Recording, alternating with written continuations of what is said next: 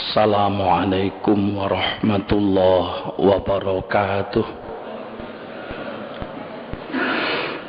A'udzu billahi minasy syaithanir rajim. Bismillahirrahmanirrahim. Alhamdulillah. Alhamdulillahilladzi ja'ala syahra ramadhana sayyidash syuhur. وفرض صيامه وضاعف لصائم الأجور أشهد أن لا إله إلا الله وحده لا شريك له شهادة يشرح الله لنا بها الصدور وأشهد أن سيدنا محمدا عبده ورسوله شهادة أدخرها ليوم النشور Allahumma salli wa sallim wa barik ala sayyidina Muhammad wa ala alihi wa sahbihi salatan wa salaman daimaini mutalazimaini ala mamarrid duhur. Qala Allah ta'ala fi kitabihil karim wa man kana ghaniyan falyasta'fif wa man kana faqiran falyakul bil ma'ruf. Shadaqallahul azim. Wa qala an-nabiy sallallahu alaihi wasallam afdhalus shadaqati shadaqatun fi Ramadan. Rawahu Tabrani al-hadis au kama qala amma ba'du. Bapak Ibu hadirin jamaah kuliah subuh yang dimuliakan Allah Subhanahu wa taala. Patut kita bersyukur kehadirat Allah Subhanahu wa taala sampai pagi yang ke-9 ini kita masih terasa diberi kesehatan dan kekuatan lahir batin oleh Allah Subhanahu wa taala dapat menjalankan rangkaian ibadah di bulan suci Ramadan dengan penuh kesadaran iman wahtisaban. Mudah-mudahan seluruh rangkaian ibadah kita diterima oleh Allah Subhanahu wa taala. Baik diterima sebagai penebusan dosa maupun diterima sebagai peningkatan derajat dan martabat kita kepada Allah Subhanahu wa taala. Salatullah wa salamuhu, semoga Allah melimpah ruahkan kepada junjungan kita Nabi Muhammad sallallahu alaihi wasallam. Bapak Ibu jamaah kuliah subuh yang dimuliakan Allah Subhanahu wa taala, pada pagi hari ini kita bersama-sama melakukan ta'lim dari Masjid Jami' diberikan judul Ghaniyan syakiran wa faqiran sabiran. Menjadi orang kaya yang bersyukur dan menjadi orang fakir atau miskin yang sabar. Bapak Ibu yang saya muliakan, barangkali bahasa Al-Qur'annya itu surat An-Nisa ayat 6, walaupun ini memang konteksnya adalah pemeliharaan anak yatim, tapi paling tidak ada arah yang sama. Wa man kana ghaniyan falyasta'fif wa man kana faqiran falyakul bil ma'ruf. Dan barang siapa yang kaya, maka hendaklah dia menahan diri.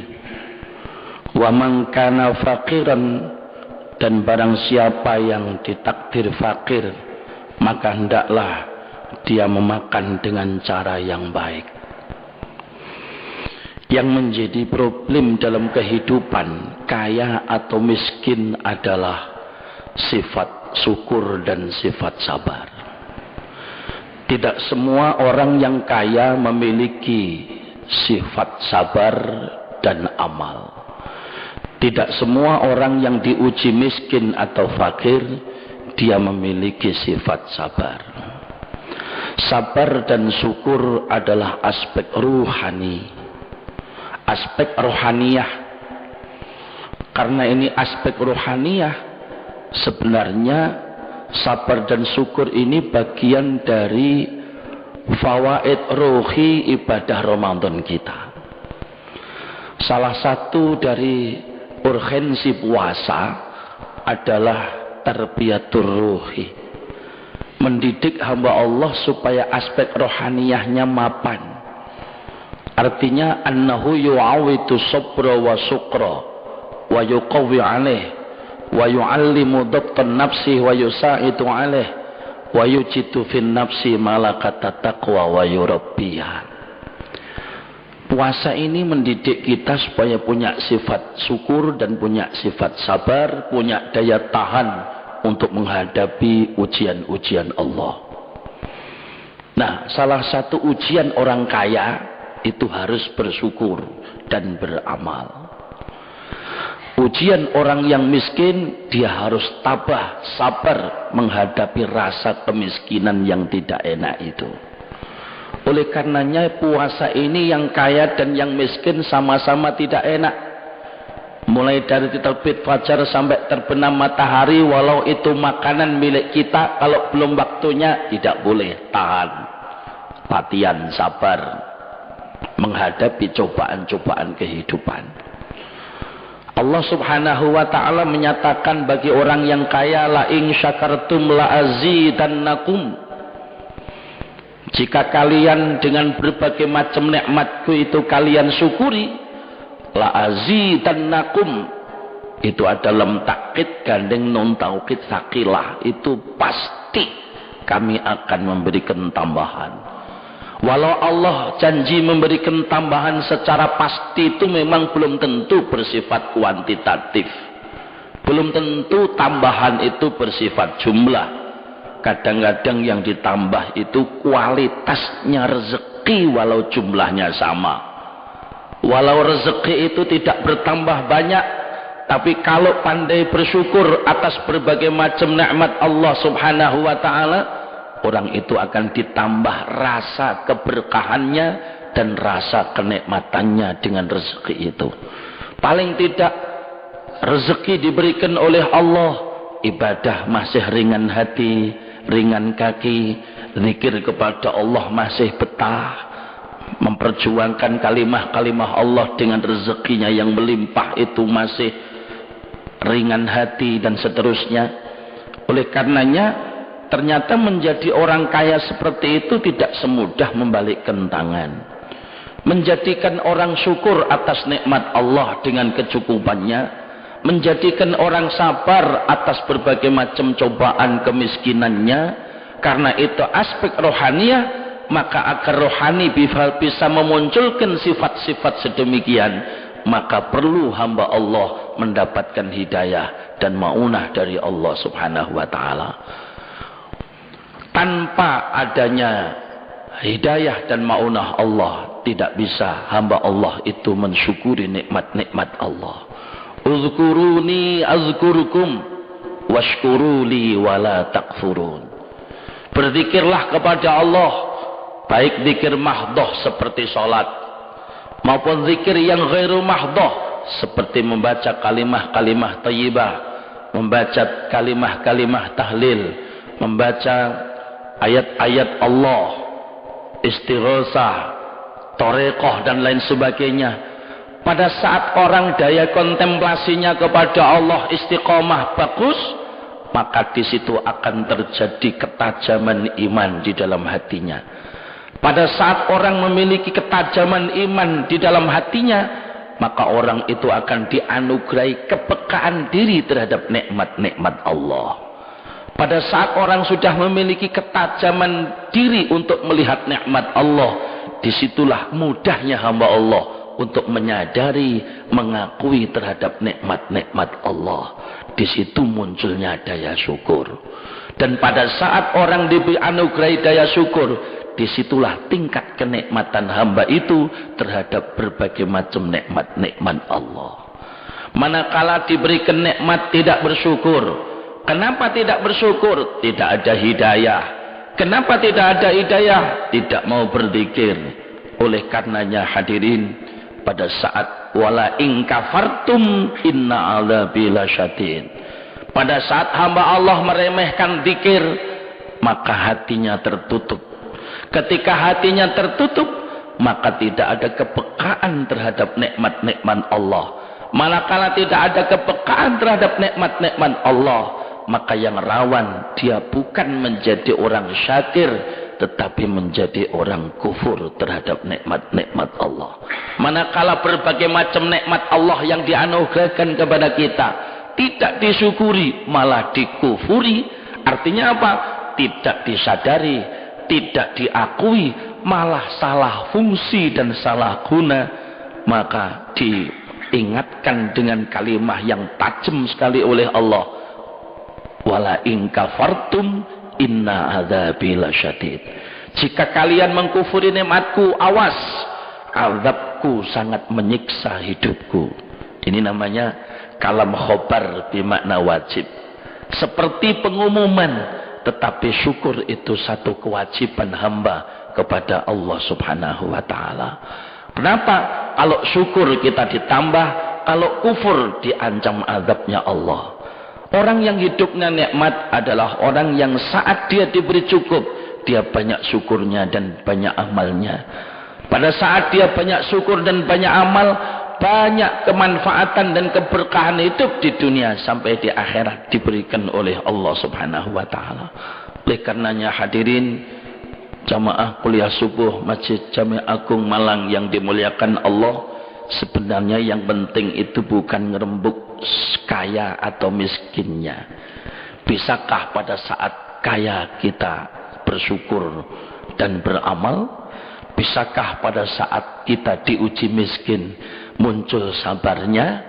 Karena kaya miskin kita tidak bisa menata. Siapa yang menjadikan orang kaya dan siapa yang menjadikan orang miskin? Bukan kita. Kita hanya melakukan 3 hal sebagai hamba Allah yang saleh, kaitannya dengan rezeki. Yang pertama, niat nyarinya benar. Yang kedua, cara nyarinya benar. Yang ketiga, bila sudah mendapatkan rezeki dari cara itu, gunakan yang benar. 3 kebenaran, niat, cara, dan fungsi. Itulah yang paling penting.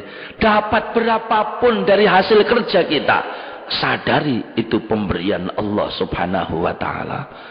Allah Subhanahu wa ta'ala mengingatkan kita bahwa kaya miskin itu kuasa Allah.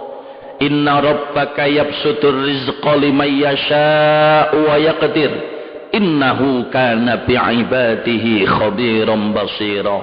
Surat Al-Isra ayat 30. Sesungguhnya Tuhan kamu Allah yabsutur rizqa liman yasha'u wa yaqdir. Dia bisa melapangkan rezeki dan menyempitkan rezeki kepada orang yang dikehendaki. Innahu kana bi'ibadihi khabiran basira. Sesungguhnya Allah maha mengetahui dan maha melihat terhadap hamba-hambanya. Di sini ada kata-kata yabsutur rizqa liman yasha'u wa yaqdir. Allah yang berkuasa melapangkan rezeki kepada hambanya. Allah yang berkuasa menyempitkan rezeki kepada hambanya. Sedikit atau banyak itu aspek jumlah. Miskin atau kaya itu aspek jumlah. Jumlah bukan bagian dari kita. Jumlah itu bagian Allah Subhanahu wa ta'ala. Yang bagian kita niat nyari rezekinya benar, cara nyarinya benar, dan ketika kita sudah dapat rezeki, kita gunakan secara benar. Itulah akhlak hamba Allah yang beriman. Saat kita dapat sedikit, bagaimana bisa cukup dengan apa yang ada. Pada saat kita mendapatkan banyak, bagaimana kita bisa bersyukur dan beramal. Ketika kita bisa bersyukur dan kita bisa beramal, saya yakin disitulah tingkat kenikmatan hamba Allah yang saleh dengan nikmat-nikmat yang diberikan itu. Mudah-mudahan kita dijadikan hamba Allah sebagai hamba yang pandai mensyukuri nikmat-nikmatnya. Yang pasti hadirin, asal duduk kita sebagai hamba Allah ini benar, ibadah kita jalani, zikir kita lakukan, semua perintah-perintah sekuat kita dan sebisa kita jalani. Allah itu mengirimkan rezeki sesuai dengan tingkat butuhnya. Kanjeng Nabi Muhammad sallallahu alaihi wasallam bersabda, "Inna mafatihar rizqi mutawajjihatun nahwal arsh, fayanzilullahu ta'ala 'alan nasi arzaqahum 'ala qadri nafaqatihim, faman katsara qustira lahu wa man qallala qullila lahu." Kanjeng Nabi Muhammad sallallahu alaihi wasallam bersabda, sesungguhnya kunci-kunci rezeki itu diarahkan Allah menghadap arsy. Sesungguhnya kunci-kunci rezeki itu diarahkan Allah mengarah kepada arsy. Fayanzilullahu ta'ala 'alan nasi arzaqahum 'ala qadri nafaqatihim. Dan Allah akan menurunkan rezeki kepada manusia ala qadri nafaqatihim. Rezeki itu menurut kadar nafkahnya. Kalau dia butuhnya banyak, Allah akan kirim banyak. Ketika dia butuhnya sedikit, Allah akan kirim sedikit.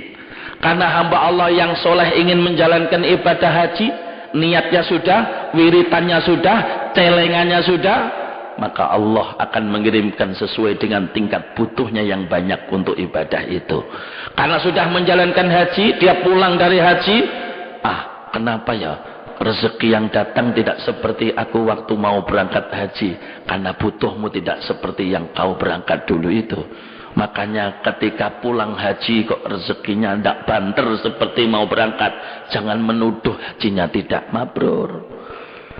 Karena butuhnya tidak sama pada saat dia mau berangkat haji. Wah, dulu waktu mau berangkat haji, bedak saya kok laris. Banternya Masya Allah, lakunya apa yang aku jual.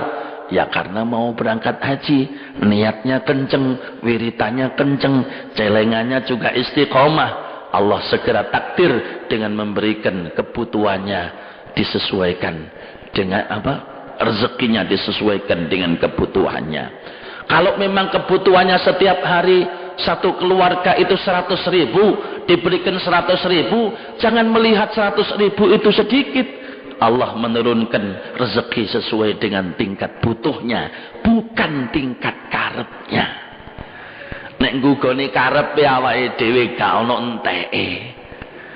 Tapi yang pasti asal kita hamba Allah ini benar, Allah akan menurunkan rezeki sesuai dengan tingkat butuhnya. Oleh karenanya hadirin jamaah kuliah subuh yang dimuliakan Allah Subhanahu wa taala, yang penting bagaimana agar benar-benar Allah memberikan kecukupan. Allah pun juga memerintah jangan lupa nasibmu di dunia, tetapi Allah juga memberikan perintah agar kita juga berdoa. Ikhtiar bagi hamba Allah agar rezekinya dicukupi oleh Allah ada dua langkah. Yang pertama, cukup dengan cara ikhtiar kerja. Yang kedua, cukup dengan cara berdoa. Nggih kerja, nggih ndonga, nggih ndonga, nggih kerja. Ojo kerja tok gak adik ndonga, tapi ojo ndonga tok gak adik kerja. Ya kerja, ya ndonga. Lek mek kerja tok gak atik ndonga, yang paling bahaya ketika rezeki datang sifat hasanatnya tidak datang. Pada saat rezeki diberikan oleh Allah karena kerja, jangan-jangan syukurnya tidak ada, sabarnya tidak ada, akhirnya rawan putus asa. Orang putus asa itu, apalagi putus asa ekonomi, jutaan. Orang tidak sabar saat diuji miskin, kadal fakru ayyakuna kufron. Dia rawan kepada perilaku kekufuran. Karena dia tidak kuat diuji miskin. Tidak sedikit orang yang lari ke judi. Otak adik duit 1.000 tadi swidak 5.000. Na'udzubillahi min Allah. Imannya jadi korban. Oleh karenanya hadirin jamaah kuliah subuh yang dimuliakan Allah Subhanahu wa taala. Bagaimana saat kita diberikan ujian miskin bisa sabar, pada saat kita diberikan cukup kita bisa bersyukur dan punya amal. Oleh karena itu dekatlah kepada Allah. Nggih kerja, nggih ndonga. Aja ndonga tok. Ya nek waliullah ngoten. Nek waliullah ngoten ora kober nyambet gawe, lekas arep turut sawah dijaluki donga kalih umate Kanjeng Nabi. Kaya gak kober nyambet gawe, ndonga lan ndongakne Allah berikan cukup dan bahkan lebih dari cukup. Tapi kula panjenengan niki nek duduk waliullah, wali murid. Nek potongan wali murid niku ndonga tok gak adek kerja, aja-aja gak kuat cobane. Oleh karenanya Kanjeng Nabi Muhammad sallallahu alaihi wasallam memberikan uswah hasanah.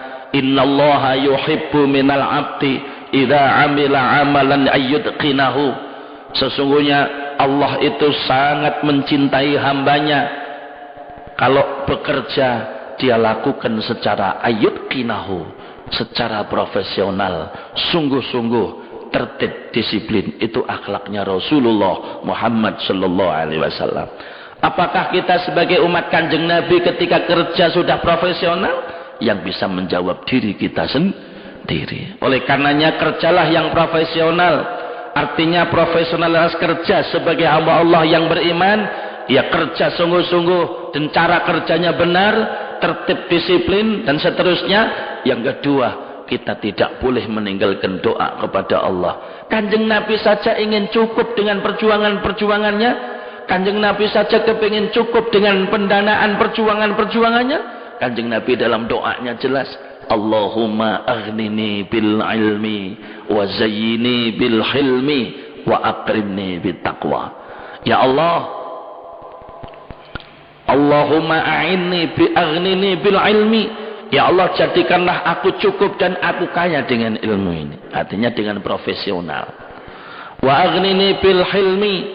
Allahumma aghnini bil ilmi wa aghnini wa akrimni bit taqwa, dan muliakanlah hidupku ini dengan ketakwaan kepada Allah Subhanahu wa taala. Hadirin jemaah kuliah subuh yang dimuliakan Allah Subhanahu wa taala, sekali lagi bahwa tidak semudah yang kita bayangkan menjadi orang syukur saat mendapatkan rezeki, dan tidak semudah yang kita bayangkan menjadi orang sabar pada saat diuji miskin. Bahkan Al-Quran menyatakan dalam surat Surah, walau basatallahu rizqa li'ibadih labaghaw fil ardi walaki yunazzilu biqadari ma yasha innahu bi'ibadihi khabirum basir.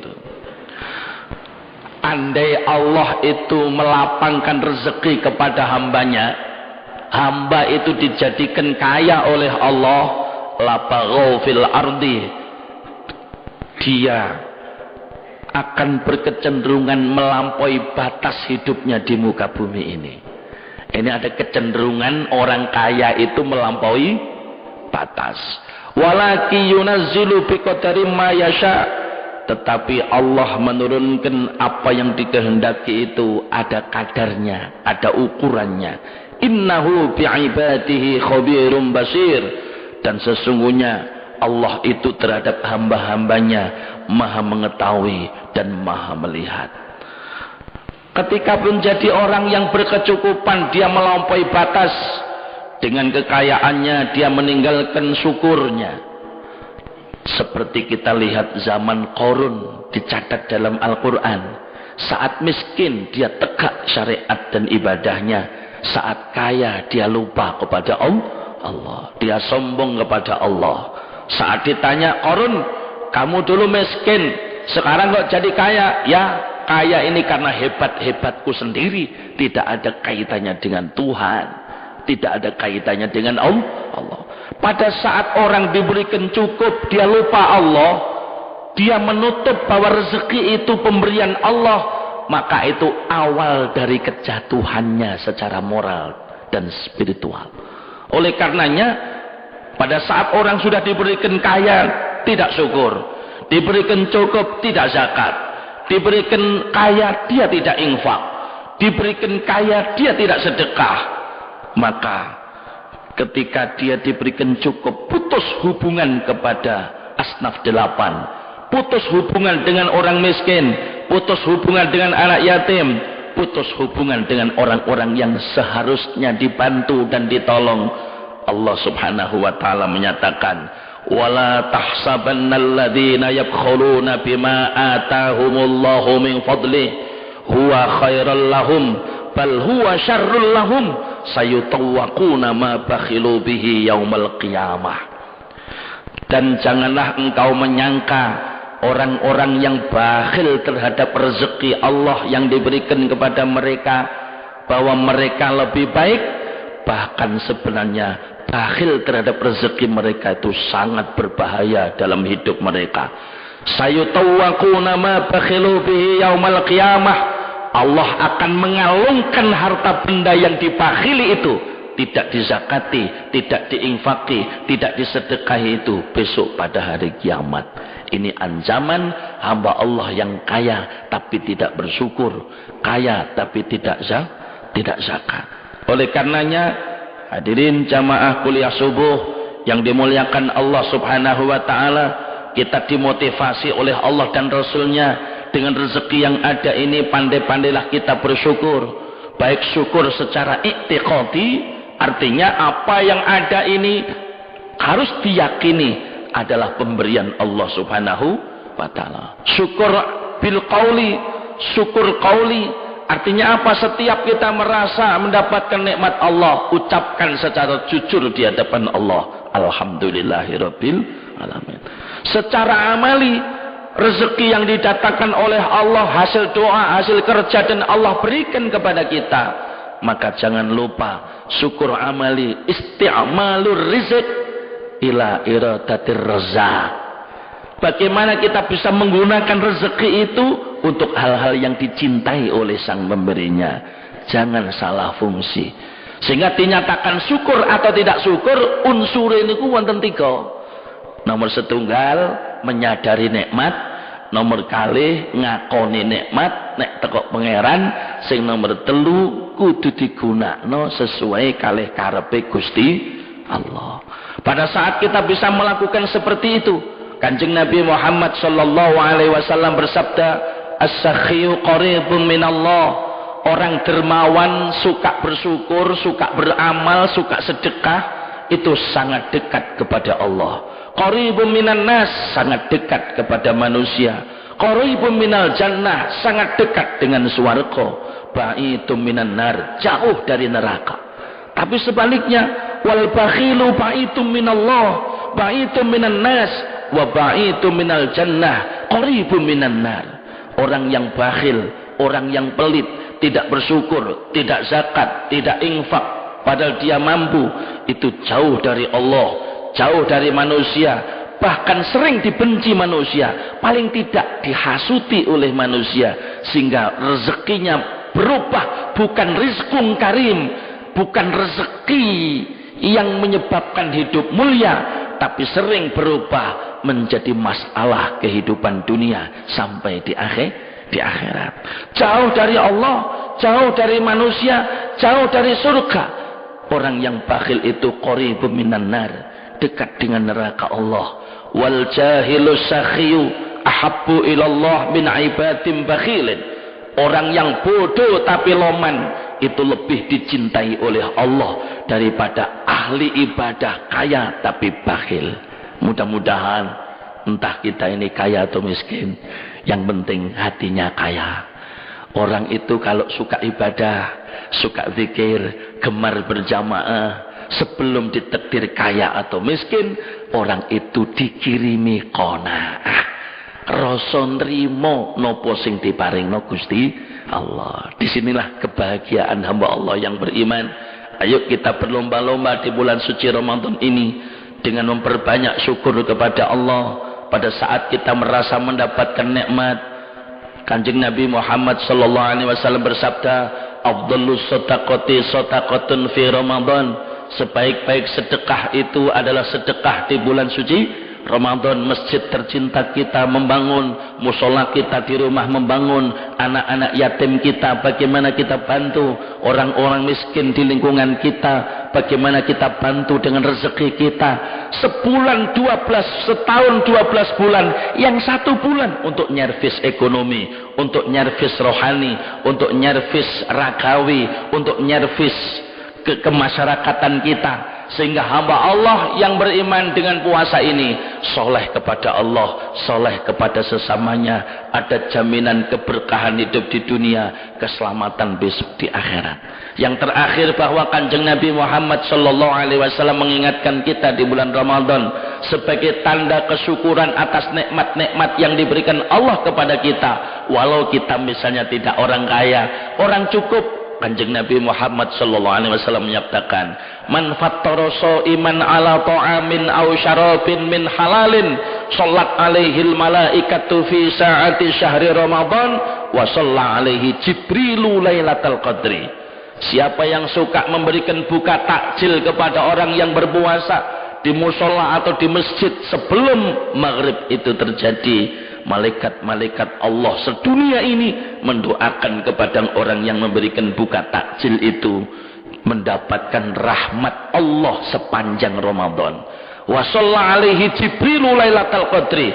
Secara khusus malaikat Jibril mendoakan hamba Allah yang suka bersyukur dengan memberikan takjil kepada orang yang berpuasa, didoakan oleh malaikat Jibril agar di bulan Ramadan ini mendapatkan berkah Lailatul Qadar. Allahumma amin. Mudah-mudahan amal sedekah kita setiap berangkat tarawih bawa uang, setiap sebelum berbuka memberikan buka takjil kepada hamba Allah yang puasa dan ahli jamaah, mudah-mudahan itu sebuah rintisan setelah Ramadan ini selesai, Syawal sampai Ramadan yang akan datang, rezeki kita dilimpah ruahkan oleh Allah, diberkahi oleh Allah, balak-balak kita ditepis oleh Allah subhanahu wa ta'ala.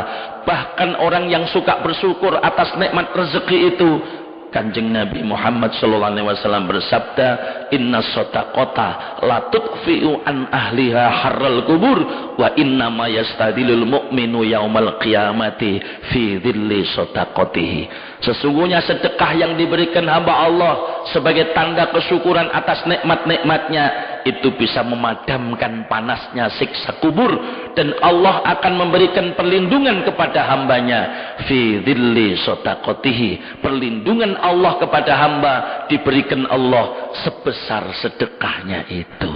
Sedekah cara dari sekian banyak cara mencari perlindungan Allah. Sedekah adalah untuk memadamkan panasnya siksa kubur nanti.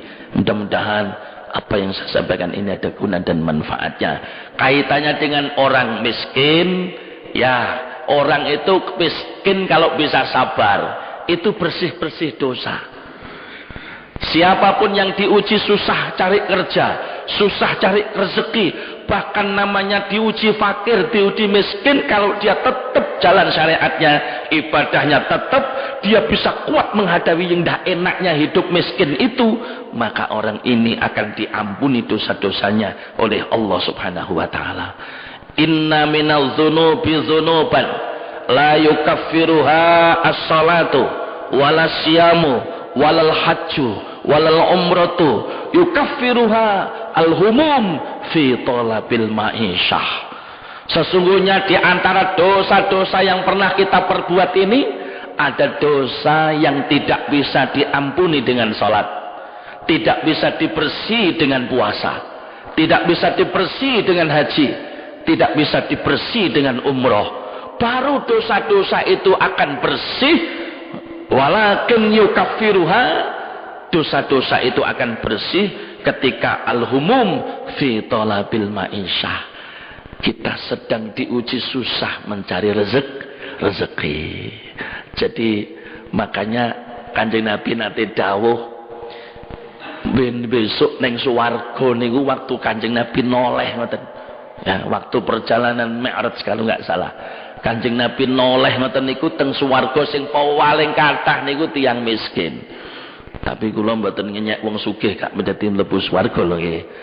Tapi saat Kanjeng Nabi noleh, kok kebetulan teng swarga niku sing paling kuwatah tiyang miskin, tapi nggih miskin sing sabar, tetap jejeg ibadahnya. Mudah-mudahan yang penting kita berdoa seperti doanya Kanjeng Nabi, Allahumma ja'alni syakura wa ja'alni sabura. Ya Allah, jadikanlah aku ini orang yang pandai bersyukur atas nikmat-nikmat-Mu. Ya Allah, jadikanlah aku ini orang yang pandai bersabar saat mendapatkan cobaan-cobaan-Mu. Bahkan ada doa yang sering dibaca oleh orang zahid, orang ahli tasawuf. Allahumma ja'alid dunya tahta aidina wa la taj'alha fi qulubina wa la taj'alid dunya akbara hammina wa la mablagha ilmina. Ya Allah, jadikanlah dunia itu di genggaman tanganku. Jangan aku dikuasai dunia ya Allah. Dan janganlah engkau jadikan dunia ini selalu memenuhi ruangan hati kami ya Allah. Wala taj'alid dunya akbara hammina, dan jangan engkau jadikan dunia yang aku cari ini pusat keprihatinan kami dalam hidup ini. Dan jangan sampai dunia yang aku cari dan aku dapatkan ini sebagai terminal akhir dari ilmu kami ya Allah. Ini dongane tiang-tiang ahli tasawuf. Muga-muga wonten guna manfaate. Allahumma amin.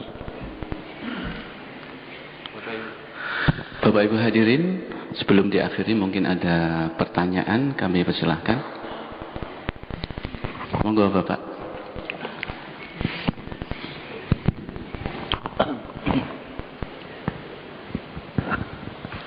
Assalamualaikum warahmatullahi wabarakatuh. Waalaikumsalam.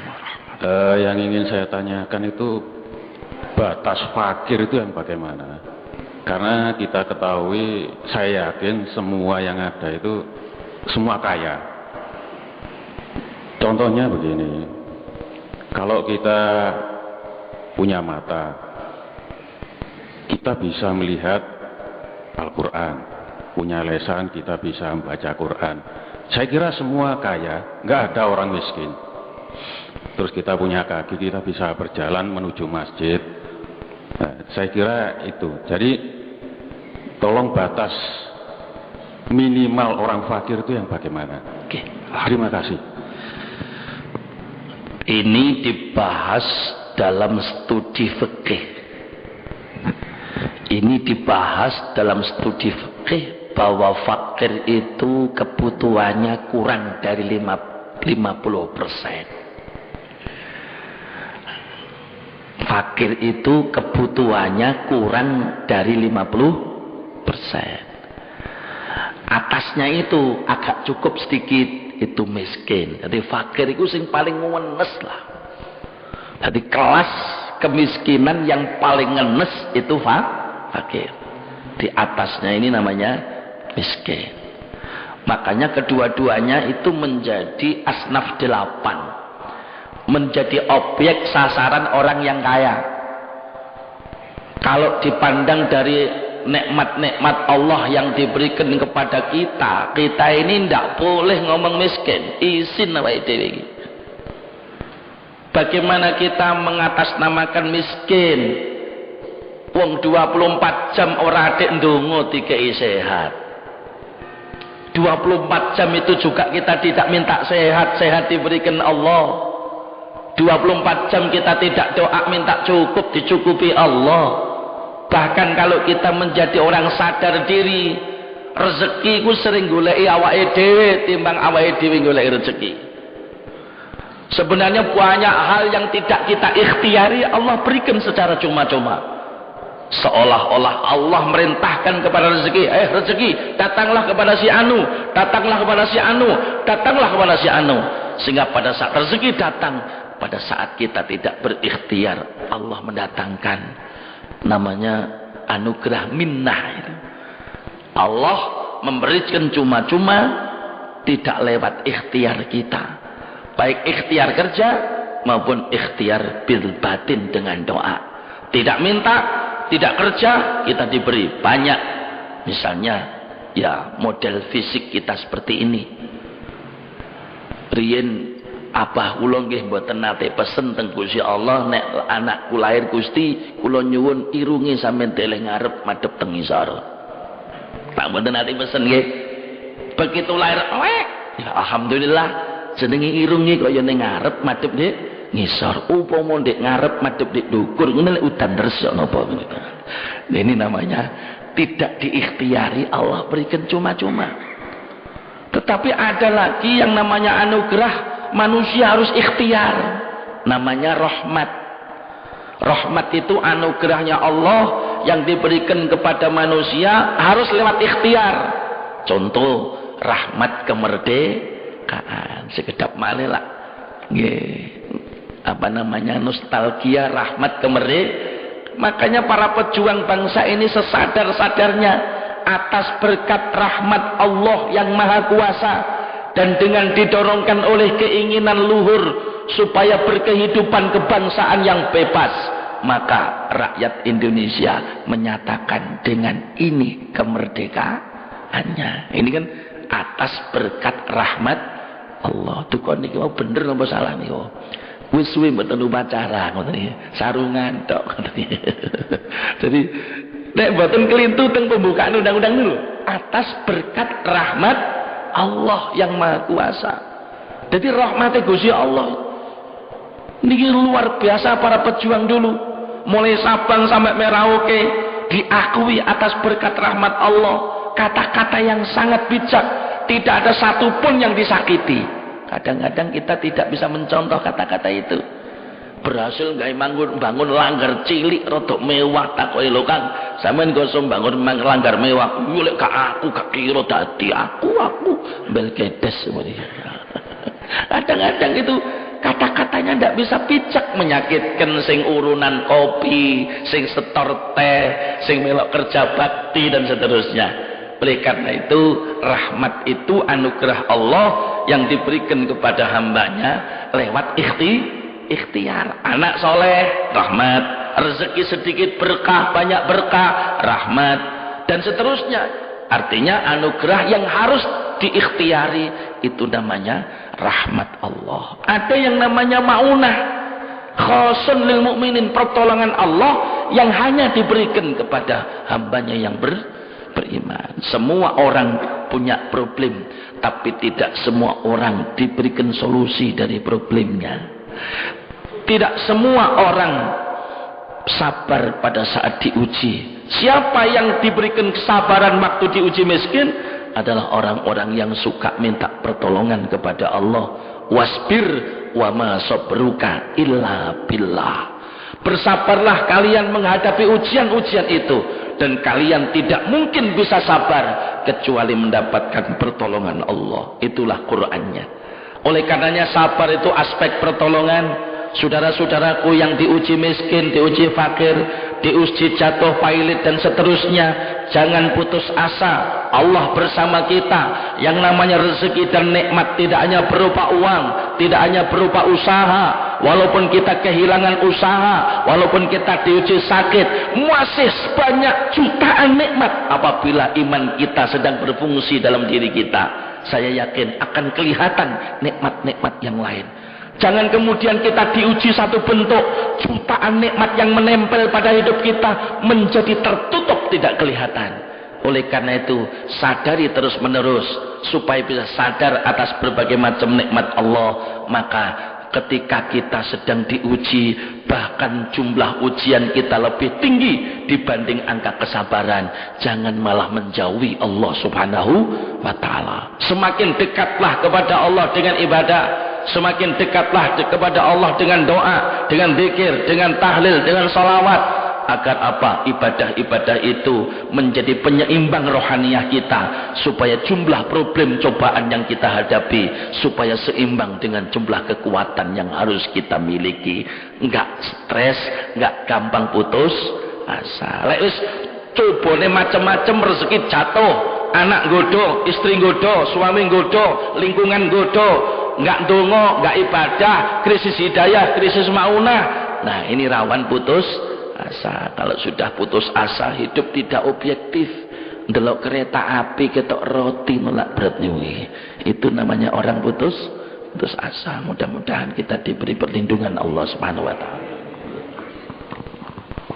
Baik, kalam syafaat Rasulillah wa liqadai hajatina wa hajatikum wa hajati ahlina wa ahlikum hajah jihadana tablighana da'watana amwalana arzaqana kasbana ta'limana hajah fi dunya bil maisarah hajah akhirah bil maghfirah wa ala niyati syifa Kiai Sahal Mahfud nas'aluka sihah wal afiyah quwwatan zahiran wa batinan wa salamah wal manfaah wal barakah wa qabul li du'a wa tafriqu lil bala wan nasri 'alal a'da wa tulil umri fi ta'atillah wa ila hadratil habibil mujtaba wa ila hadratin nabil mustafa Muhammadin sallallahu alaihi wasallam al-Fatihah.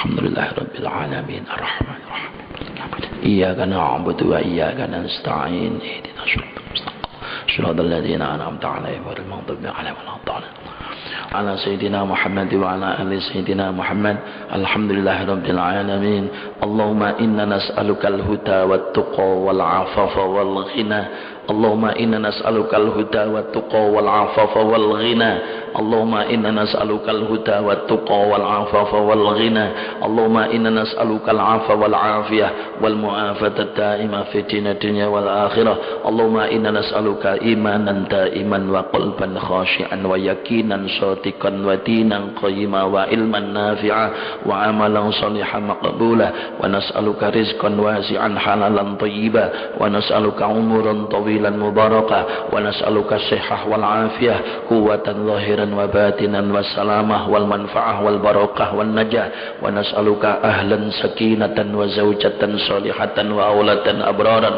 wa nas'aluka al husnal khatimah wa na'udzu bika min su'il khatimah Allahumma ajirna min ghairi darar wa aghnina min ghairi batar Allahumma ajirna min ghairi ibtila wa aghnina min ghairi imtila Allahumma rzuqna minal uquli awfaroha wa minal adhani asfaha wa minal a'mali azkaha wa minal akhlaqi atyabaha wa minal arzaki atzalaha wa minal afiyati akmalaha wa minad dunya khairaha wa minal akhirati na'imaha birahmatika ya arhamar rahimin Allahumma ya kafiyal bala ikfinal bala qabla nuzulihi minas sama ya Allah ya Allah ya Allah ya Allah ya Allah ya Allah Rabbana atina fid dunya hasanah wa fil akhirati hasanah wa qina adzaban nar wa sallallahu ala sayyidina Muhammadin wa ala alihi wa sahbihi sallam subhana rabbika rabbil izzati amma yasifun wa salamun alal mursalin walhamdulillahi rabbil alamin wassalamu alaikum warahmatullahi wabarakatuh.